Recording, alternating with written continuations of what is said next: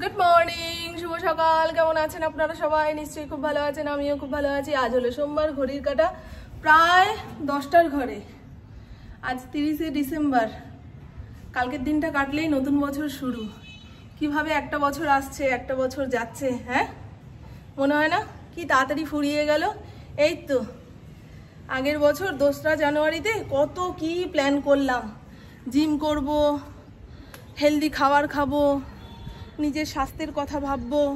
ও বাবা, এক সপ্তাহ কাটতে না কাটতেই ওই পুরনো বছরের মতনই সব কিছু চললো। সে যাই হোক, যে কোনো নতুন জিনিসের আলাদা একটা চমক রয়েছে। দেখি 2025 কেমন কাটে। তবে বছরের শেষে মাঝে একটু ভালো ভালো খবর কানে আসলে, দেখতে পেলে ভালো লাগে। কিন্তু এবছরে মেলাতে পারছি না। কি ভালো দেখলাম, কি ভালো শুনলাম। হ্যাঁ, শীতকালে শীত নেই, রাতে পাখা চালিয়ে শুতে হচ্ছে। ভাববেন মামন এটা বাড়াবাড়ি। হ্যাঁ গো বন্ধু, পাখা না চালালে দমটা আটকে আসছে। এই রকম পাখা চালালে আরাম লাগছে। মাঝে মধ্যে কোকিলেরও আওয়াজ পাচ্ছি, জানি না কান বাজছে না সত্যি সত্যি। সে যাই হোক, এখন যা ওয়েদার, ফুল সবজি পশু পাখি সবাই কনফিউজ। এই ফুলগুলো আরো বড় বড় হয়ে ফুটতো যদি শীতের হাওয়া পেত। শীত পড়ছে না তো কাকে জোর করব। এবারে চটপট হাতের কাজটা সেরে নিই। হাতের কাজ বলতে কালকে জামা কাপড়গুলো স্ট্যান্ডে মেলেছি। এই ভারী জামা কাপড়গুলোতে একটু ভালো করে রোদ না পেলে গন্ধ ছেড়ে যাবে, শুকাবে না। এবারে তো হিসাব করে শীতের পোশাক বের করেছি। সেভাবে ঠান্ডা পড়ছে না, অত বের করে লাভ কি? বের করলেই এদিক ওদিক ছড়িয়ে থাকবে, গোছাতে হবে, ঘরটা ছোট্ট ভাগাড় বলে মনে হবে। এই তো এত চিন্তা করি জানেন। বাবা, শীতকালের সকালে আর বিকেলে একটু চা না পেলে মন খারাপ লাগে। মনে হয় জীবনে কোন সুখটা যেন পেলাম না, তাই না? এমন নেশার নেশা। আর এখন শীত না পড়লেও বাঙালির হনুমান টুপি বেরিয়ে গেছে তো, তাই ধরে নিতে হবে এটা শীতকাল। বুঝছি, গায়ে সোয়েটার নেই, কানে চাপা নেই, এদিকে ছাদে ভালো হাওয়া দিচ্ছে। যা হবে দেখা যাবে। জানো, ঘরে কাশির সিরাপ আছে, কাশি হলে খেয়ে নেবো। কিন্তু আমার ঠান্ডা লাগলে তো কানে ব্যথা হয় গো, খুব কানে ব্যথা হয়। মনে হয় কানটা কেটে কাউকে দিয়ে দিতে পারলে আমার শান্তি, নাহলে কোনো সমস্যা নেই। এই শীতটা আমার খুব ভালো লাগছে, খুব ভালো লাগছে। যাদের অনেক অনেক সোয়েটার তারা ভাবছে দূর বাবা শীত পড়ছে না, কবে সোয়েটারগুলো পরবো। কিন্তু সারাদিন যে জলের কাজকর্মগুলো করছি, এই ওয়েদারটা বেশ ভালো, বেশ ভালো। কাজ করতে করতে হাঁপিয়েও যাচ্ছি না, আবার জলের কাজ করতে গিয়ে যে একটা ভয় সেটাও আসছে না। এই গাঁদা ফুলগুলো কি বাজে দেখেছেন? ওই যে ঝাঁকি নিয়ে কাকা বেচতে এসেছিল, তার থেকে দেখেছি। সব দিক দিয়ে ঠকলাম গো। এগুলো বললে ইনকা গাঁদা না, এগুলো কয়েন গাঁদা, ছোট ছোট হবে। যতই সার দাও, যতই যত্ন করো, এর সাইজ বড় হবে না। গাছগুলো অনেক দিন যাবত যত্ন পাচ্ছে না। শীতকালেই মানুষ বাগান করে, টবের মাটি পাল্টায়, কিছুই হচ্ছে না। কেমন যেন একটা দিন শুরু হচ্ছে, দিন শেষ হয়ে যাচ্ছে, দিন শুরু হচ্ছে, দিন শেষ হয়ে যাচ্ছে। মাঝখানে যে কি করছি সেটার হিসাব দিতে পারবো না। অথচ মনে হচ্ছে কত কাজ, কত কাজ, ক্লান্ত হয়ে যাচ্ছি। এই তো এই গল্প কাউকে শোনালে সে কি বিশ্বাস করবে? এখন দুনিয়াটাই টিকে আছে প্রমাণের ওপরে।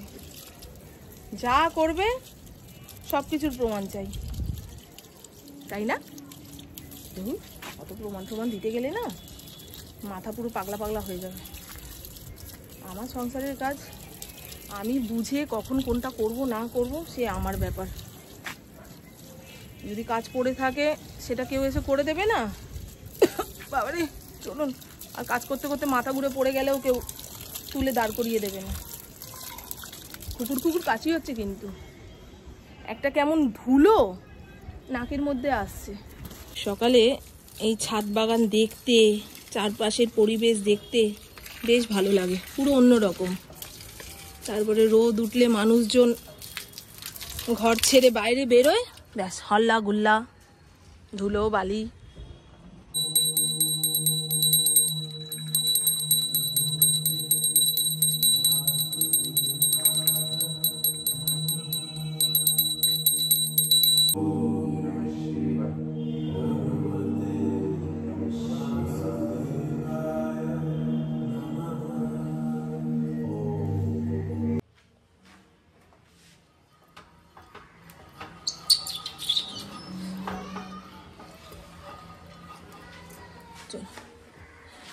এখানে ননস্টিক ফ্রাই প্যান বসিয়ে দিয়েছি। 1/2 কাপ আটার মধ্যে 1 চিমটে লবণ মিশিয়ে বেশি করে জল দিয়ে গুলে নিলাম। এখান থেকে 2টো গোলা রুটি বানাবো। মনে পড়ে আমরা ছোটবেলায় টিফিনেও গোলা রুটি নিয়ে গেছি। এখনকার বাচ্চা কাচ্চারা এই গোলা রুটি কি জিনিস জানে না। আমার পুপু অবশ্য খেয়েছে, এই এখনকার একদম ছোট্ট বাচ্চাগুলোর কথা বলছি।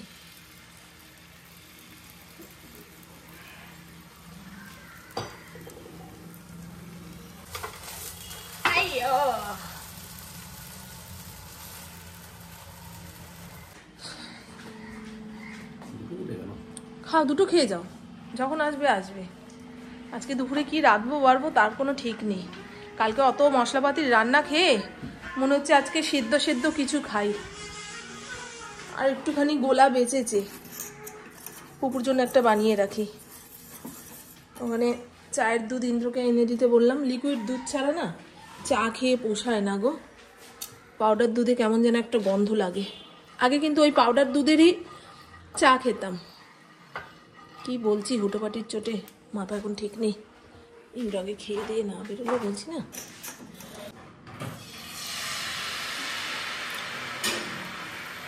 আর এই দেখুন বন্ধু, আমি যে বাতাসা বড়ি দিয়েছিলাম সেগুলো যেটুকু রোদে শুকিয়েছে তারপরে নিচের ঘরে নিয়ে চলে এসেছি। এই থালা থেকে বড়িগুলো তুলে ফেলি, নাহলে রাতে ভাত খাওয়ার থালার অভাব পড়ছে। এগুলো সাদা হয়েছে দেখুন। এটা তুলে নিয়ে একটা নেটের ব্যাগে ভরে রোদ খাইয়ে নিলেই হয়ে যাবে।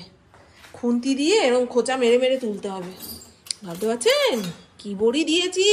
তবে মাকে যে বড়িটা দিয়েছিলাম মা বলছে খুব ভালো হয়েছে রে। যাক, এবারে তো আর কাউকে দিতে পারলাম না। এ কাকে দেব? হ্যাঁ, খাওয়ার পরে বদনামও করবে। দেখতেই তো খারাপ হয়েছে না, কথাতেই আছে আগে দর্শনদারি ফের গুণ বিচার। আরে মা গো, কত যুদ্ধ করে তুলতে হলো। আর একটুখানি রোদ খাওয়াবো। ভেতর দিকটা একটু কাঁচা রয়েছে, বেশি দিন রাখা যাবে না। বেশি দিন রাখবো না বাবা, এই কয়দিনের মধ্যে বড়ি শেষ করে ফেলবো। আর গতকালকে মাংসর ঝোল করেছিলাম খুব মশলাপাতি দিয়ে, ইঁচড়ের তরকারি করেছিলাম খুব মশলাপাতি দিয়ে। আজকে একটুখানি হালকা ফুলকা না খেলে পেট চিৎকার করবে। আমার রান্না বান্না কমপ্লিট। গ্যাস ওভেনটা মুছতে পারলাম না, চতুর্দিক গরম, ছ্যাঁকাচুকা খাবো কি দরকার। বিকেলের পরে সুন্দর করে মুছে নেব। এই হলো মূলো আলুর তরকারি। আপনাদের সকালে বললাম একরকম মেনু, এখন হয়ে গেল অন্য রকম।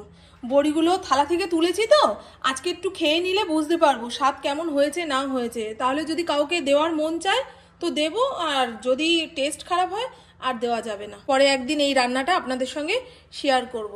নতুন আলু আর সুন্দর মূলো, টাটকা টাটকা মূলো এনেছে তো, সেটা দিয়ে আজকে করলাম। আর এই হলো লাউয়ের খোসা, নতুন আলু জিরিজিরি করে কেটে ভেজেছি। নামানোর আগে অল্প একটু পোস্ত ছড়িয়ে দিয়েছি, ঝালঝাল করে ভেজেছি। খাবি না? এগুলো নাকি মানা যায় না। সত্যি আমি আলু ভাতে দাও আবার এমন কিছু না। আরে ফড়িংয়ের ভাতটা আচ্ছা ঠিক আছে, আমি সুন্দর করে মেখে চুকে খাইয়ে দেবো। ও খাবে না। মায়েরা যা মেখে চুকে খাইয়ে দেয় বাচ্চার কাছে সেটাই অমৃত। ওই যে মূলো কথাটা শুনলে না, ও আর দেখতেই চায় না তরকারিটা অমৃত হয়েছে না বিষ হয়েছে, বুঝলেন? মূলো মানেই গন্ডগোল। টাটকা টাটকা অনেকটা মূলো এনেছে। পৌষ মাস চলে গেলে তো আর মূলো খেতে পারবো না গো। Good evening. এখন সময় সন্ধে 6টা। সাজুগুজু করে রেডি হয়ে নিয়েছি। প্রায় অনেক দিন পরে আমার প্রভুর হাতে সময় হয়েছে আমাদের নিয়ে ঘুরতে বেরোবে। তাও কোথায়? শ্রীরামপুর স্টেশনের এদিক ওদিক ঘুরে শাশুড়ি মায়ের দর্শন সেরে পুপু প্রেস্টি খেতে চেয়েছে, সেই প্রেস্টি কিনে বাড়িতে আসবো। আজকে শাশুড়ি মায়ের কাছে অনেকক্ষণ যাবৎ বসতে পারবো না। পুপুর পরীক্ষা রয়েছে 6ই জানুয়ারি। সেই পড়াশোনা করছিল। আমি বললাম এক জায়গায় এতক্ষণ বসে থাকিস না, ডিপ্রেশনে ভুগবি, তাই না? জীবনে সবকিছুই করতে হবে। ওই বই মুখের সামনে নিয়ে ফোন ঘেটে গেলাম, ওতে আরো অন্যমনস্ক হয়ে যায় বাচ্চারা। বড়দিনে যে কেকটা এনেছিল সেই কেক তো উনি খায় না, বলেছিল প্রেস্টি এনে দাও। বেরোতে পারিনি, আনিনি। আজকে যেহেতু রাস্তায় বেরোচ্ছি, প্রেস্টি দিতেই হবে, নাহলে এদিক ওদিক করে দেবে সে। আর দেখুন না, এই সোয়েটারটা গায়ে দিয়েছিলাম। পু বলছে মা এই সোয়েটারটা আমাকে দেবে, একটু পরবো। আমি পর, গা থেকে খুলে দিয়ে দিলাম। এত বড় স্যাক্রিফাইস। ভাগ্যিস আমার জামা কাপড় না, মানে আমার সোয়েটার, তারপর নাইটি পুপুর গায়ে হয়ে যায়। পুপুরটা আমার গায়ে হলে খুব ভালো হতো। মা মেয়ে একটাই কিনতাম, জামা কাপড়ের অভাব পড়তো না। আর এই সোয়েটারটাও নতুন, ভালো লাগছে বন্ধু। এটা আমার তো খুব পছন্দ হয়েছে। একদম হালকা পাতলা, তবে শীত মানাচ্ছে। আর আমার প্রভুর তো শীতের ওই এক সাজ। মাঝখানে সোয়েটার ধরেছিল, 2 দিন যাবৎ শীত পড়ছে না, আবার ট্র্যাক স্যুটে ফিরে এসছে। মাথায় টুপি, গলায় মাফলার। এরকম এখানে মনে হয় পায়রা পটিও করেছে, দাঁত মেজে থুক করে ফেলেছে তোমার গায়ে। কোন গাছের নিচে বসে আড্ডা মারছিলে? হ্যাঁ, জামা কাপড়ে পায়রার পটি। এই তদন্ত করতে বসলে না সংসারে আগুন লেগে যাবে। এক ফোঁটাও ঘরে বসছে না, আমার মুখের দিকে তাকাচ্ছে না।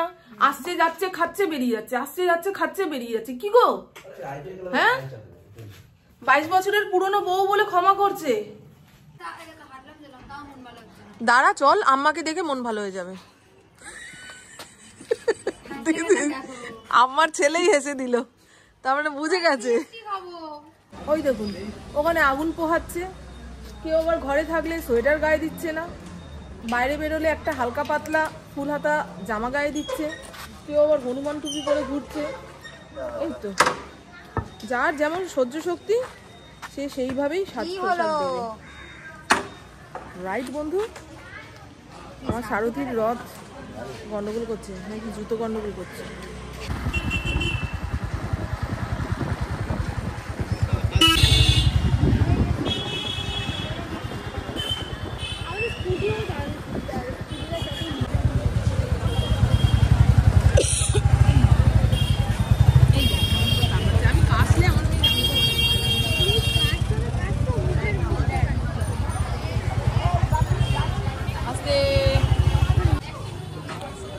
এই দশকর্মা ভান্ডারের ভেতরের দিকে মাটির টব রাখা রয়েছে।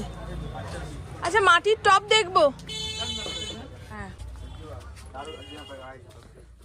এই দেখুন, মাটির কলসি, টব, পিঠে বানানোর সাজ সব পাওয়া যায়।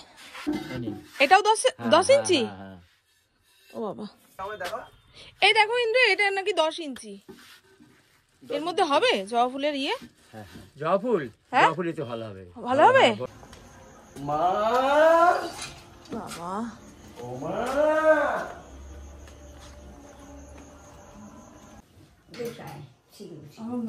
ওসমান বাবু, বস মামা।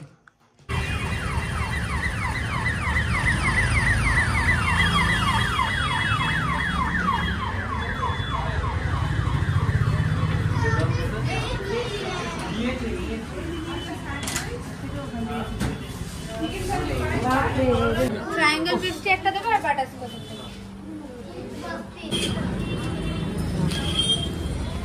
চলো।